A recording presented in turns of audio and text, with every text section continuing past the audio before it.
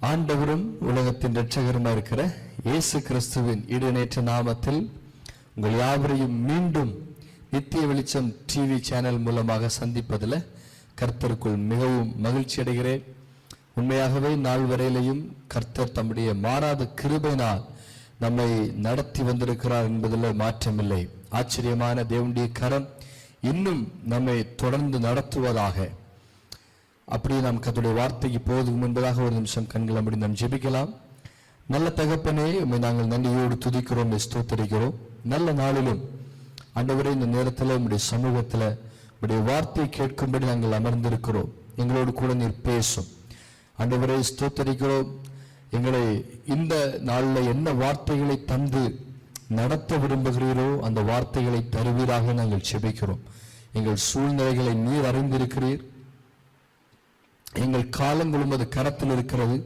எங்களுக்கு என்ன தேவை என்பதை நீர் அறிந்திருக்கிறீர். அந்த தேவையை அறிந்தவர் எங்களோடு கூட தெளிவாக நீர் பேசுவீராக. உம்முடைய நாமம் மட்டும் மகிமைப்படட்டும். தாழ்த்துகிறோம், பெரிய காரியங்கள் செய்யும். இயேசுவின் நாமத்தில் ஜெபிக்கிறோம் பிதாவே, ஆமே ஆமே. இந்த நல்ல நாளிலும் கர்த்தருடைய வார்த்தையை நாம் தியானிக்க இருக்கிறோம். எஸ்தரின் புஸ்தகம் 9ஆம் அதிகாரம் அதனுடைய 1வது வசனத்திலிருந்து நாம் கர்த்தருடைய வார்த்தைகளை தியானிக்கலாம்.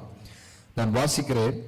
ராஜாவின் வார்த்தையின்படியும் அவனுடைய கட்டளையின்படியும் செய்யப்படுகிறதற்கு ஆதார் மாதம் என்கிற 12ஆம் மாதம் 13ஆம் தேதியிலே யூதரின் பகைஞர் அவர்களை மேற்கொள்ளலாம் என்று நம்பினார்களே, அந்த நாளில்தானே யூதரானவர்கள் தங்கள் பகைஞரை மேற்கொள்ளும்படிக்கு காரியம் மாறுதலாய் முடிந்தது. அன்பு தேவச்சனமே, இந்த மாலை நேரத்தில் காரியம் மாறுதலாய் முடியும் என்கிறதான தலைப்பை கர்த்தருடைய வார்த்தைகளை நாம் தியானிக்கலாம். கர்த்தர் நமக்கு கிருபை தருவாராக. இந்த சூழ்நிலைகள் நமக்கு தெரியும்.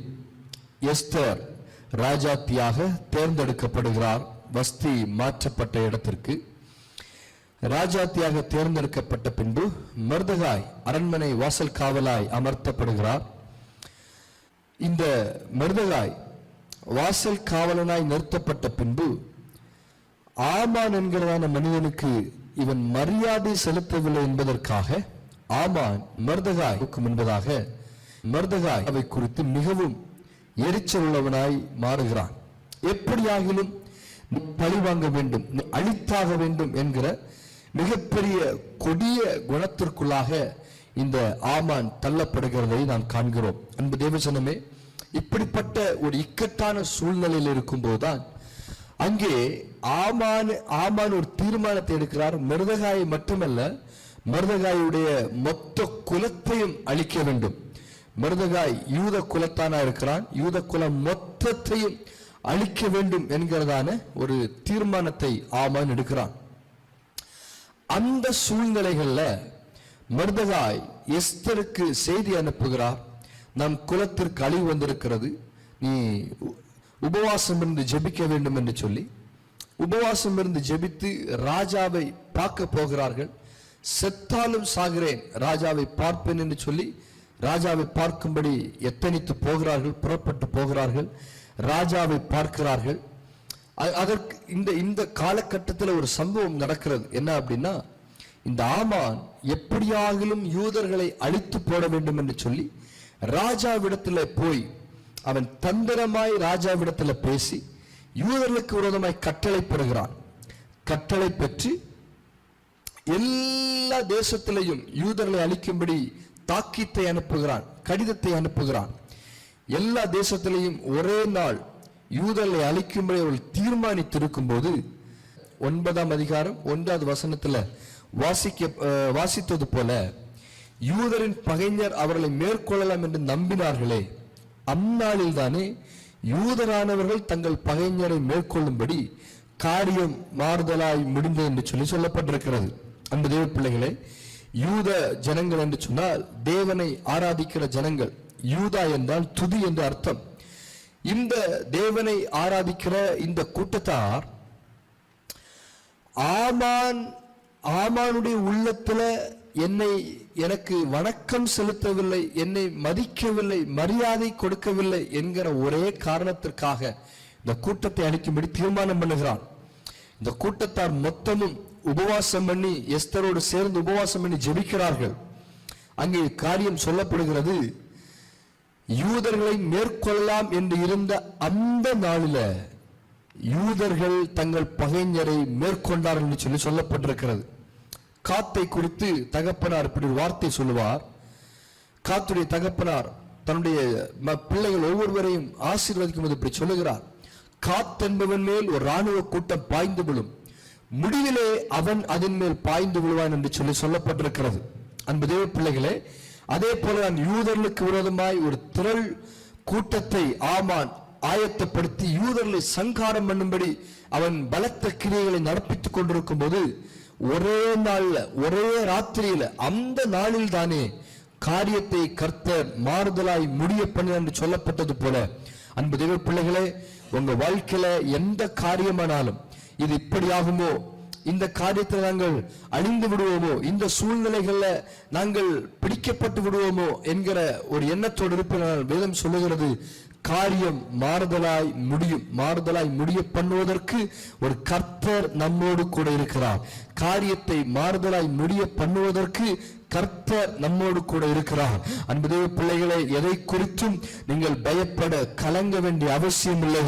ஆண்டவர் நம்முடைய காரியத்தை மாறுதலாய் முடிய பண்ண போகிறார். எந்த காரியத்தை குறித்து பயந்து கொண்டிருக்கிறீர்களோ அந்த காரியம் நீங்கள் பயப்படுவது போல ஆகிவிடப் போவதில்லை. யோபு சொல்லுகிறான், நான் பயந்த காரியம் எனக்கு நேரிட்டது, ஆனால் நான் சொல்லுகிறேன், காரியத்தை மாறுதலாய் முடிய பண்ணுகிற கர்த்தர் நம்மோடு கூட இருக்கிறதுனால அவர் நம்முடைய பயத்தின்படியே காரியத்தை வாய்க்க பண்ண போகிறதில்ல, பயத்தை உடைத்து நம்மை ஜெயமாய் நடத்த போகிறார். இருக்கிற இடத்துல ஒரு நிமிஷம் கண்ண மூடி, ஆண்டவரே உம்முடைய கரம் எங்களுக்காய் செயல்படுவதாக, காரியம் மாறுதலாய் முடிவதாக, இந்த பலவீனத்தில் நாங்கள் அழிந்து போவோம் என்று சத்துரு சொல்லிக் கொண்டிருக்கிறார்.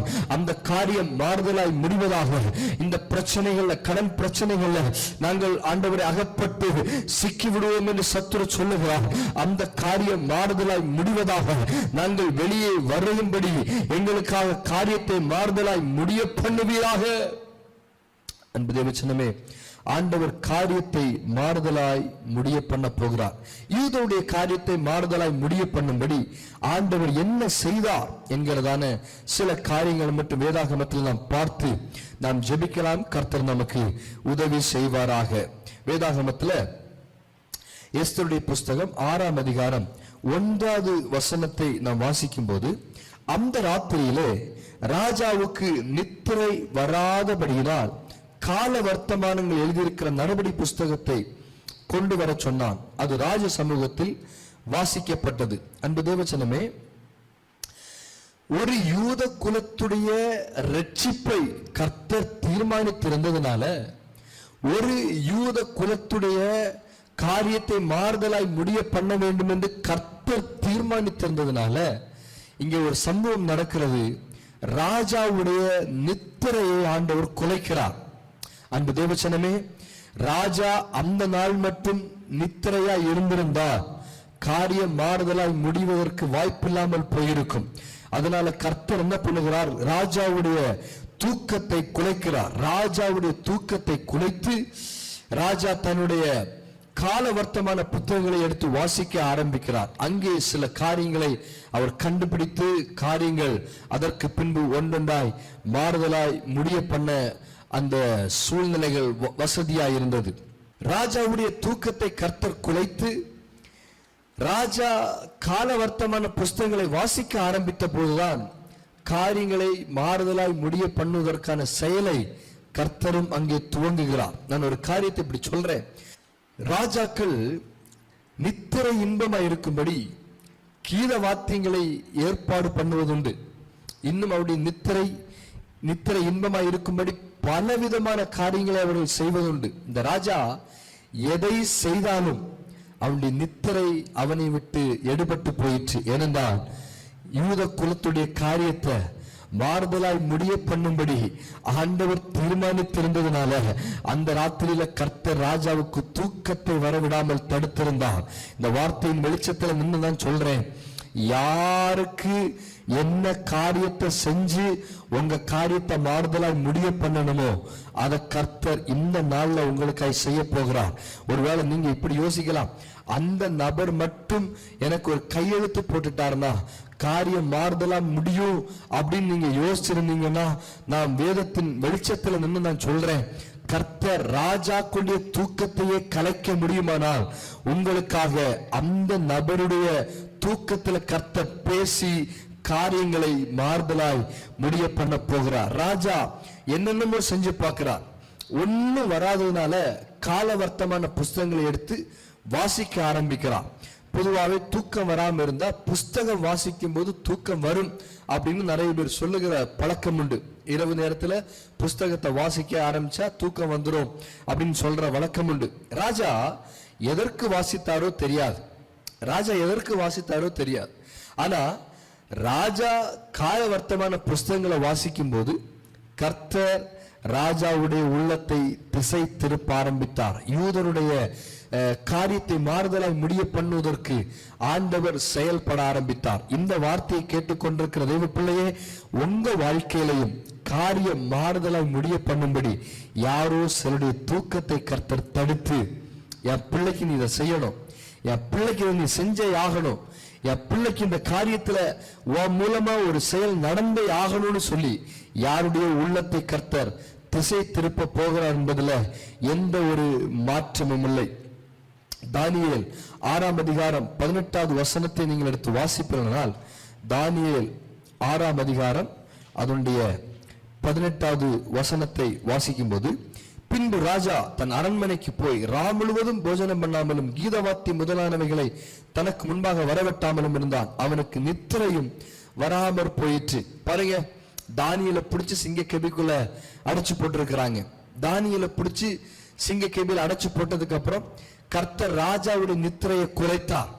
என்ன ஆகுமோ ஏதாகுமோ, நான் கீத வாத்தியத்தை வர வேணான்னு சொல்றான். கீத வாசிக்கும் போது ஒருவேளை நித்திரை வந்துருச்சுன்னா கர்த்தர் எல்லாவற்றையும் குலைத்து போட்டார்.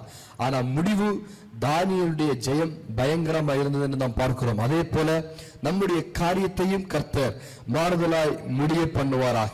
இரண்டாவது, நம்முடைய காரியத்தை மாறுதலாய் முடிய பண்ணும்படி ஆண்டவர் என்ன செய்கிறார் அப்படின்னு பாத்தீங்கன்னா, சில இடத்துல நம்மளை கனப்படுத்தாமலேயே விடுகிறார். இரண்டாவது கர்த்தர் என்ன பண்ணுகிறார் அப்படின்னா, எஸ்தர் 6ஆம் அதிகாரம் 3வது வசனத்தை வாசிக்கும் போது அங்க சொல்லப்பட்டிருக்கு, அப்பொழுது ராஜா இதற்காக மிருதகாய்க்கு கனமும் மேன்மையும் செய்யப்பட்டதா என்று கேட்டான். அதற்கு ராஜாவை சேவிக்கிற ஊழியக்காரர் அவனுக்கு ஒன்றும் செய்யப்படவில்லை என்று சொன்னார்கள். அன்பு தேவஜனமே, நம்முடைய காரியத்தை மாறுதலா முடிய பண்றதுக்காகவே கர்த்தர் சில இடங்கள்ல நம்மை கனப்படுத்தாமலே விட்டு வைக்கிறார். ஒருவேளை என்ன அவங்க கனப்படுத்தல, இவங்க கனப்படுத்தல, என்ன அவங்க முக்கியத்துவப்படுத்தல, இவங்க முக்கியத்துவப்படுத்தல, நீங்க யோசிக்கிறீங்களா? நான் உங்களுக்கு ஒரு காரியத்தை சொல்றேன். ஆண்டவர் எதிர்காலத்துல உங்க காரியத்திற்கு ஒரு மாறுதலை உண்டு பண்ணும்படி, உங்களுக்கு காரியத்தை மாற்றி அமைக்கும்படி இன்னைக்கு அந்த காரியத்தை செஞ்சிருக்கிறார் அப்படிங்கறத மட்டும் நீங்க நம்புங்க. நிறைய பேர் இப்படி சொல்லி நான் கேள்விப்பட்டிருக்கிறேன். அவங்களாம் என்ன கூப்பிட்டாங்க பிரதர், அவங்களாம் எங்களை இது பண்ணாங்க, நாங்க போனோம், எங்களை அவங்க மதிக்கவே இல்லை. கர்த்தருக்கு நன்றி சொல்லுங்க, ஆண்டவருக்கு நன்றி சொல்லுங்க. நாங்க எவ்வளவோ நன்மை அவங்களுக்கு செஞ்சோம், நாங்க எவ்வளவோ அவங்களுக்கு நல்ல காரியங்களை செஞ்சோம். நாங்க செஞ்ச நன்மைக்கு பதிலா எங்களை தூஷித்தார்களே தவிர எங்களை அவர்கள் கனப்படுத்தல. கர்த்தருக்கு மன நிறைவோட நன்றி சொல்லுங்க. ஏன்னா உங்க காரியத்தை மாறுதலாய் முடிய பண்ணும்படி இன்னைக்கு உங்களை கனப்படுத்தாமல் ஆண்டவர் விட்டு வைத்திருக்கிறார். சில நேரங்கள்ல ஒருவேளை நீங்க எதிர்பார்க்கலையோ கனப்படுத்தப்பட வேண்டிய இடத்துல கனவீனப்படுத்தப்படுறீங்கன்னா ஒரு காரியத்தை தெளிவா புரிந்து கொள்ள வேண்டும். காலம் ஒன்று வரப்போகிறது, நம்முடைய காரியங்களை கர்த்தர் மாறுதலாய் முடிய பண்ண போகிறார். நமக்கான அற்புதங்களை, நமக்கான அடையாளங்களை, நமக்கான காலங்களையும் திருப்புவதற்காகவே இந்த காலத்துல கர்த்தர் நம்மை கனப்படுத்தாமல் கனவீனப்படுத்தும்படி கனப்படுத்தாமல் விட்டு வைத்திருக்கிறார் என்பதை மட்டும் நீங்கள் ஆண்டவருக்குள்ள நம்புங்கள். ஏனென்று சொன்னால், இந்த மொர்தெகாயுடைய வாழ்க்கையில ராஜா அன்று ராஜாவுக்கு செய்யப்பட்ட நன்மைக்கு மொர்தெகாய்க்கு கனம் செய்யாததுனால யூதனுடைய காரியம் மாறுதலாய் முடிய பண்ண வேண்டிய காலத்துல ஆண்டவர் அற்புதத்தை மொர்தெகாய்க்கு செய்கிறார். அப்படியானால் ஏதோ ஒரு நோக்கத்தோடு தான் நம்முடைய வாழ்க்கையில் அவைகள் நடக்கிறது என்பதை நீங்கள் ஒரு நாளும் மறந்து போய்விடக்கூடாது. நம்முடைய காரியத்தை மாறுதலாய் ஆண்டவர் முடிய பண்ணுகிறார். என்னென்ன செய்கிறார் சொல்லி நாம் தியானித்துக் கொண்டிருக்கிறோம். ஒன்று, ராஜாக்குடைய தூக்கத்தை கலைக்கிறார். 2, நம்மை சில இடங்கள்ல கனப்படுத்தாமலேயே விடுகிறார். கனவீனங்களை நாம் ஏற்றுக்கொள்ள வேண்டும் என்பதை கர்த்தரே விரும்புகிறார். 3, அதே எஸ்தரின் புஸ்தகம் 6ஆம் அதிகாரம் 6வது வசனத்தை நீங்கள் வாசிக்கும் பொழுது அங்கே ஒரு வார்த்தை இப்படி சொல்லப்பட்டிருக்கிறது. ஆமான் உள்ளே வந்த போது ராஜா அவனை நோக்கி, ராஜா கனம் பண்ண விரும்புகிற மனுஷனுக்கு என்ன செய்யப்பட வேண்டும் என்று கேட்டான். அதற்கு ஆமான், என்னை அன்றி யாரை ராஜா கனம் பண்ண விரும்புவார் என்று தன் மனதில் நினைத்து ராஜாவை நோக்கி, கனம் பண்ண விரும்புகிற மனுஷனுக்கு செய்ய வேண்டியது என்னவென்றால் அப்படின்னு ஒரு பெரிய லிஸ்டே போடுறான். ராஜ வஸ்திரத்தை உடுத்தி அவனை ரதத்துல ஏத்தி தெண்டனிட்டு பணிய வச்சு பயங்கரமா செய்யணும் அப்படிங்கிற மாதிரி எல்லாம் இந்த மனுஷன் அங்க சொல்றான். சொல்லி முடிச்சோடனே ஆண்டவர் சொல்றாரு, நீ சொன்னதுல ஒன்னும் குறையாம அப்படியே மொர்தெகாய்க்கு போய் செய் அப்படின்னு சொல்லி ஆண்டவர் சொல்றார். ஆனா ஒரு பக்கத்துல இந்த ஆமான் மொர்தெகாயை கொலை செய்யும்படி, அவன் தூக்கு மரத்தை ஆயத்தம் பண்ணும்படி அவன் மிகப்பெரிய எதிர்பார்ப்போடு இருக்கிறான். இன்னொரு பக்கத்துல ராஜா சொல்றாரு, நீ சொன்னதுல ஒன்னு கூட குறையாம ஒன்னு கூட விடாம அத்தனையும் மொர்தெகாய்க்கு செய். நான் சொல்லட்டுமா, நம்முடைய காரியத்தை கர்த்தர் மாறுதலாய் முடிய பண்ணும்படி அவர் என்ன செய்கிறார்னா, நம்மை விரோதிக்கிறவர்களை கொண்டே நம்முடைய உயர்வை ஆண்டவர் தீர்மானிக்கிறார். நான் ஒன்னு சொல்றேன், எந்த இடத்துல நீங்க கனவீனப்படுத்தப்பட்டீங்களோ, எந்த இடத்துல உங்களுக்கு விரோதமாய் நபர்கள் எழும்பினார்களோ, எந்த இடத்துல இனி நான் தலை காட்ட முடியாது அப்படிங்கிற அளவுக்கு பிரச்சனைகளை உண்டு பண்ணினார்களோ, எந்த இடத்துல மீண்டும் மீண்டும் உங்களுக்கு ரகசியமாய் ஆலோசனை பண்ணி அழிக்க தீர்மானித்தார்களோ, எந்த இடத்துல உங்களை வேரோடு அறுக்க வேண்டும் என்று தீர்மானித்தார்களோ, அதே இடத்துல சில நேரத்தில் அதே நபர்களை கொண்டு கர்த்தர் உங்களுக்கான உயர்வை கட்டளையிட போகிறார். ஏன்னா நம்மோடு கூட இருக்கிறவர் நம்முடைய காரியங்களை மாறுதலாய் முடிய பண்ணுகிறவர். ஒருவேளை நீங்க யோசிக்கலாம், நீங்க செயல்பட்டு கொண்டிருக்கிற அந்த இடத்துல இப்ப வந்த பிரச்சனையினால, இப்ப எழும்பி இருக்கிற நபர்களினால, உங்களுக்கு விரோதமா செயல்படுகிற நபர்களினால உங்களுக்கு மிகப்பெரிய பிரச்சனை எழும்பிடுமோ, உங்களுக்கு ஆபத்து வந்துடுமோ நீங்க நினைக்கலாம். ஆண்டவர் சொல்றாரு, கர்த்தர் காரியத்தை மாறுதலாய் முடிய பண்ண போகிறார். யாருக்கு தெரியும், உங்களுக்கு விரோதமா எழும்பின நபர்களை கொண்டு உங்களுக்கான உயர்வை கர்த்தர் தீர்மானிக்கலாமே. உங்களுக்கு விரோதமா எழும்பின நபர்களை கொண்டு உங்களை எப்படி அடுத்த கட்டத்தில் உயர்த்தணும், உங்களை எப்படி அடுத்த கட்டத்துக்கு கொண்டு போகணுங்கிறத கர்த்தர் தீர்மானித்திருக்கலாமே. உங்களுக்கு விரோதமா எழும்பின அந்த நபரை கொண்டு உங்களுக்கு முடிசூட்டும்படியான ஒரு சூழ்நிலை கர்த்தர் ஏற்படுத்தலாமே. ஏனென்றால் நம்முடைய கர்த்தர் காரியங்களை மாறுதலாய் முடிய பண்ணுகிற கர்த்தர். நம்முடைய கர்த்தர் காரியங்களை மாறுதலாய் முடிய பண்ணுகிற கர்த்தர். என்னாகமத்தின் புஸ்தகம் 14ஆம் அதிகாரம் 17வது வசனத்துல, நீர் 3ஆம் 4ஆம் தலைமுறை மட்டும் விசாரிக்கிறவராமே அப்படின்னு சொல்லி அங்க சொல்லப்பட்டிருக்கிறது. விசாரிக்கிறவர் என்றும் நீர் சொல்லி இருக்கிறபடியே என் ஆண்டோடைய வல்லமை பெரிதாய் விளங்குவதாக என்று சொல்லி அங்க சொல்லப்பட்டிருக்கிறது. அப்படியானால் பார்வோனை குறித்து நமக்கு தெரியும். பார்வோன் ஜனங்களை விடமாட்டேன், கொல்லுவேன், பிடிப்பேன் அப்படின்னு சொல்லி பின்தொடர்ந்து வந்த சம்பவம் நமக்கு நன்றாகவே தெரியும். இங்கே எப்போது இந்த மனிதர்கள் பார்வோனால் அடிமைப்படுத்தப்பட்டார்களோ, அப்போவே அந்த பார்வோனுக்கு முன்பதாக இந்த ஜனங்களை உயர்த்த வேண்டும் என்கிற தீர்மானத்தை கர்த்தர் ஆழமாய் தீர்மானித்திருந்தார். அன்பு தேவஜனமே, ஆமானை வைத்தே மொர்தெகாயை கர்த்தர் உயர்த்தினது உண்மையானால், நான் சொல்றேன், எந்த சூழ்நிலையில, எந்த பிரச்சனையில, எந்த கட்டத்துல உங்களுக்கு விரோதமா யார் எப்படிப்பட்ட எதிர்ப்புகளை பிரச்சனைகளை கொண்டு வந்தாலும் கர்த்தர் அவர்களை கொண்டே நம்முடைய வாழ்க்கையின் உயர்வுகளை தீர்மானிக்க முடியும் என்பதில் எந்த ஒரு மாற்றமும் இல்லை. ஏன்னா கர்த்தர் காரியங்களை மாறுதலாய் முடிய பண்ணுகிறவர். அடுத்து கர்த்தர் மாறுதலாய் முடியும்படி என்ன பண்ணுகிறார் என்று சொன்னால், நம்மை அழிக்க நினைத்த திட்டத்துல அவனையே விழ பண்ணுகிறார். இப்படி சொல்லுவாங்க, வெட்டின குழியில அவனே விழுந்தான் என்று சொல்லப்பட்டது போல, நமக்கு விரோதமாய் யார் எவ்வளவு ஆழமாய் குழிகளை வெட்டி வைத்திருந்தாலும் நம்முடைய கால்கள் அந்த குழிகள் அகப்பட போவதில்லை. கர்த்தர் வெட்டினவருடைய கால்களையே அகப்படுத்த போகிறார். எஸ்தரின் புஸ்தகம் 7ஆம் அதிகாரத்தை நீங்கள் திருப்பிக் கொள்வதனால், எஸ்தரின் புஸ்தகம் 7ஆம் அதிகாரத்தை திருப்பிக் கொள்வதனால் அங்கே சொல்லப்பட்டிருக்கிறது. 7ஆம் அதிகாரம் 9-10 வசனங்களை வாசிக்கும் பொழுது, எஸ்தர் 7ஆம் அதிகாரம் 9வது வசனம் 10வது வசனம். அப்பொழுது ராஜ சமூகத்தில் இருக்கிற பிரதானிகளின் அர்ப்போனா என்னும் ஒருவன், இதோ ராஜாவின் நன்மைக்காக பேசின மொர்தெகாய்க்கு ஆமான் செய்வித்த 50 முழ உயரமான தூக்கு மரம் ஆமானின் வீட்டண்டை நாட்டப்பட்டிருக்கிறது என்றான். அப்பொழுது ராஜா, அதிலே அவனை தூக்கி போடுங்கள் என்றான். அப்படியே ஆமான் மொர்தெகாய்க்கு ஆயத்தம் தூக்கு மரத்திலே ஆமானையே தூக்கி போட்டார்கள். அப்பொழுது ராஜாவின் உக்கிரம் தணிந்தது என்று சொல்லி சொல்லப்பட்டிருக்கிறார். அன்பு தெய்வ பிள்ளைகளே, இந்த ஆமான் அழிக்கும்படி ஆயத்தம் என்ன தூக்கு மரத்துல அவனையே தூக்கி போட்டது போல, நம்மை அழிக்க நினைத்த சத்துருக்கள், நம்மை அழிக்க நினைத்த அந்தகார வல்லமைகளை நம்மை கொண்டே கர்த்தர் அழிக்க அவர் வல்லமை உள்ள தெய்வன் என்பதை ஒரு நாளும் மறந்து போய்விடக்கூடாது. நம்மை விழத்தள்ள நினைத்த, நம்மை தடுமாற பண்ண நினைத்த எந்த சூழ்நிலைகளா இருந்தாலும் அதிலே நாம் தடுமாறி விழுவதில்லை. நம்மை அழிக்க நினைத்தவர்கள் அந்த திட்டத்தில் அவர்களே அகப்பட்டு விடுவார்கள் என்பதை ஒரு நாளும் மறந்து போய்விடக்கூடாது. ஒருவேளை நமக்கு உரமா ரகசியமாய் ஆலோசனை பண்ணி எப்படியாகிலும் பிரச்சனை உண்டு பண்ணலாம் என்று தீர்மானித்து ஒரு கூட்டம் இருந்திருக்கலாம்.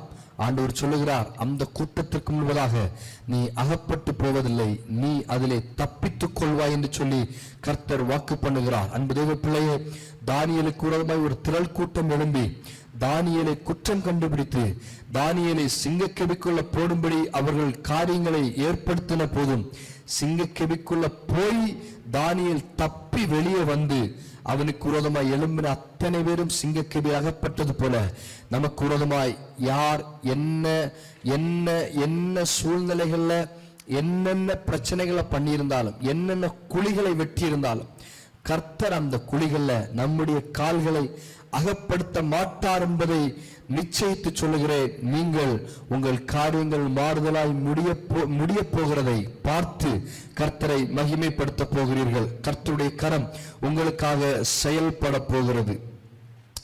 ஆண்டவர் காரியத்தை மாறுதலாய் முடிய பண்ணும்படி ராஜாவின் தூக்கத்தை குலைத்தார். நம்மை சில இடங்களில் கனப்படுத்தாமலேயே கனவீனப்படுத்தும்படி ஒப்பு கொடுத்தார்.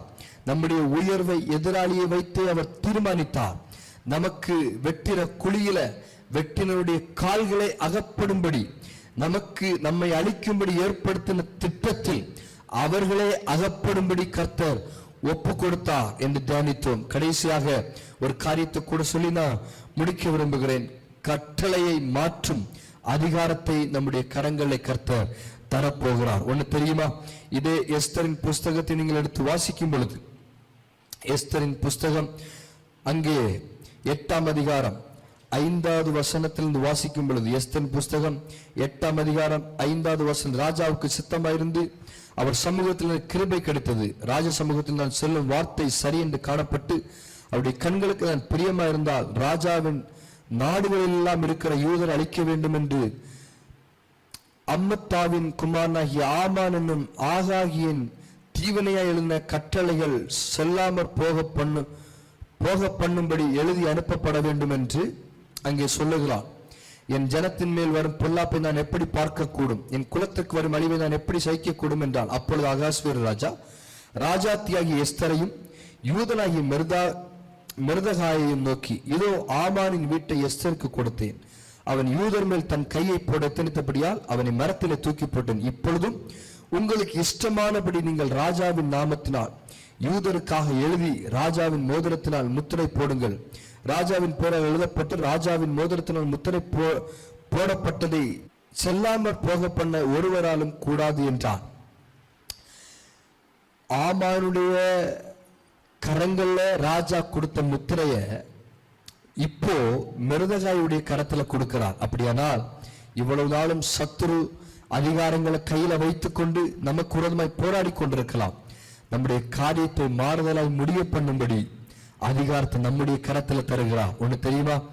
இந்த உலகத்துல ஆண்டவர் நம்முடைய கரத்துல மிகப்பெரிய அதிகாரத்தை கொடுத்திருக்கிறார். சர்ப்பங்களை மிதிக்கவும், தேள்களை மிதிக்கவும், சத்துருவின் சூழ்ச்சிகளை முறியடிக்கும்படி மிகப்பெரிய அதிகாரத்தை கர்த்தர் நம்முடைய கரத்துல கொடுத்திருக்கிறார். கொலோசையர் புஸ்தகம் 2ஆம் அதிகாரம் அவனுடைய 14வது வசனத்தை வாசிக்கும் போது, கொலோசையர் 2ஆம் அதிகாரம் அவனுடைய 14வது வசனத்தை வாசிக்கும் போது அங்கே ஒரு காரியம் அழகாக இப்படி சொல்லப்பட்டிருக்கிறது.